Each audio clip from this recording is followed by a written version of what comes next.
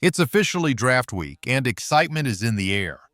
According to the latest three-round mock draft from ESPN's Mel Kiper Jr. and Field Yates, the Atlanta Falcons might have a clear strategy heading into Thursday night. If you're a fan eager for a defensive resurgence and long-term stability in the secondary, get ready. The projected picks could be just what the Falcons need to shift the balance in the NFC South. Let's dive into the details. With the 15th pick, the Falcons are expected to select Mike Green, an explosive edge rusher from Marshall. That name should ring a bell, as Green has consistently appeared in Falcons mock drafts throughout the offseason, and for good reason. Standing at 6'4" and weighing 240 pounds, he may not fit the traditional mold of a 3-4 defensive end, but he certainly brings the power. His frame and playing style are ideal for an outside linebacker, which is exactly what Atlanta needs alongside Leonard Floyd and Arnold Ebiketie. In 2024, Green had a breakout season, leading the nation with 17 sacks and 23 tackles for loss. This impressive performance shows he's not just a one-dimensional pass rusher, he's a well-rounded player who can impact the game on both first and third downs. The Falcons can't afford to draft someone who only excels in one area. They need a player who can set the tone and influence the game in multiple ways. Green's ability to create leverage against the run, despite not being a 300-pound lineman, makes him a versatile fit for various defensive schemes. However, Green's journey hasn't been without its challenges. He has only one season of starting experience, which raises questions about his consistency and long-term potential. Was 2024 just a flash in the pan, or the start of something special? Additionally, there are off-field concerns. Green faced accusations of sexual assault on two separate occasions, once in high school and another during his time at Virginia.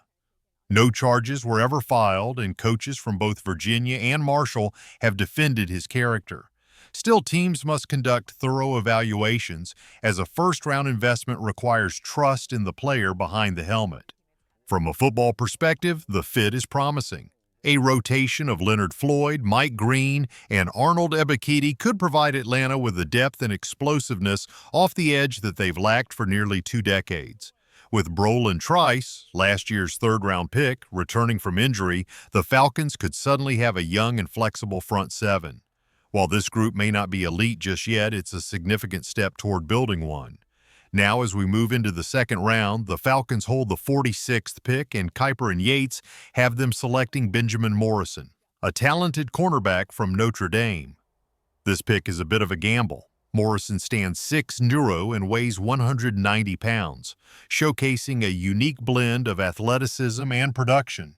However, he missed 10 games in 2024 due to a hip injury and dealt with a shoulder issue the year before. So when drafting Morrison, teams aren't just selecting a player, they're also making a medical projection.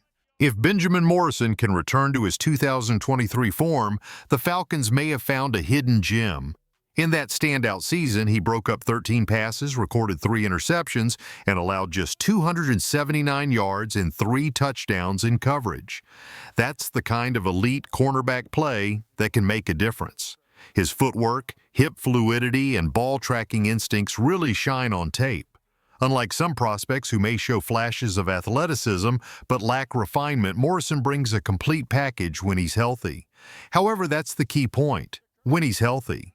Hip injuries are a significant concern for cornerbacks, as agility, speed, and quick changes of direction are crucial in this position. If a cornerback struggles to flip his hips smoothly, he can quickly become a liability. Fortunately, the Falcons have some depth in their current roster, with A.J. Terrell and Mike Hughes holding down the starting spots, along with younger players like Clark Phillips III and D. Alford. Atlanta doesn't need Morrison to step in right away. They can afford to let him rehab, develop, and come back fully ready in 2026. This draft strategy is a smart one.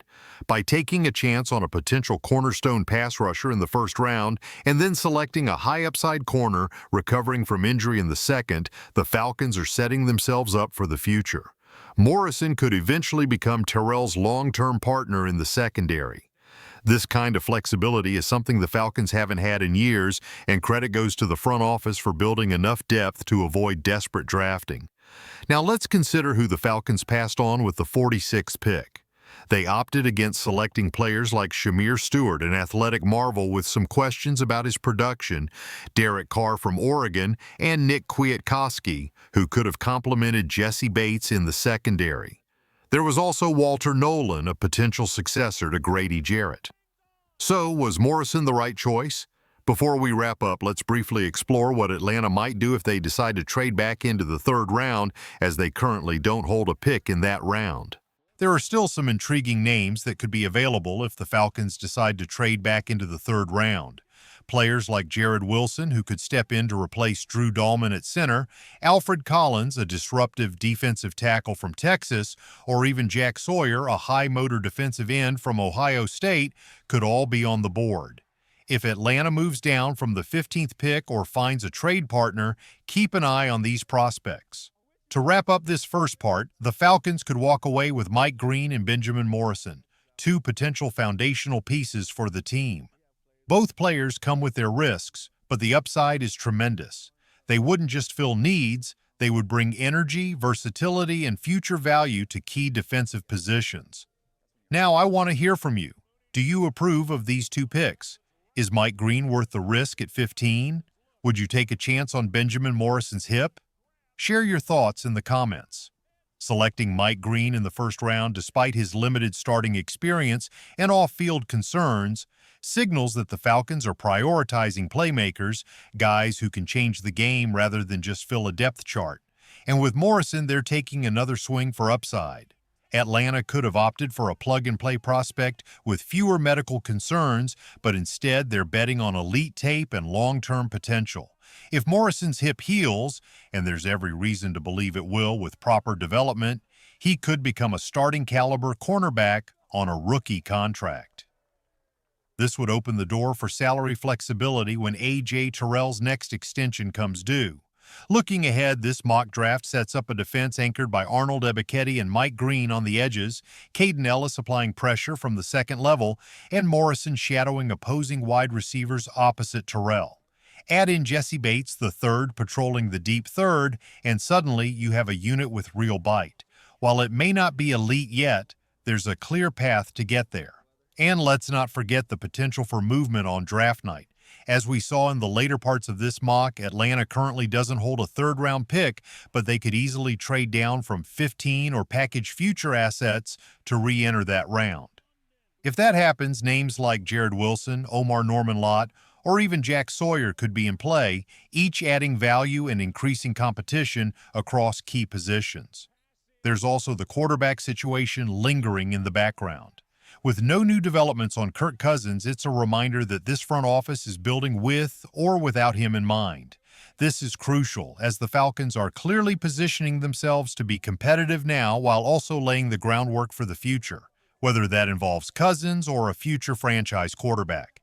Building the defense first is a smart strategy to buy time and remain competitive, regardless of what happens at quarterback. So, Falcons fans, what do you think?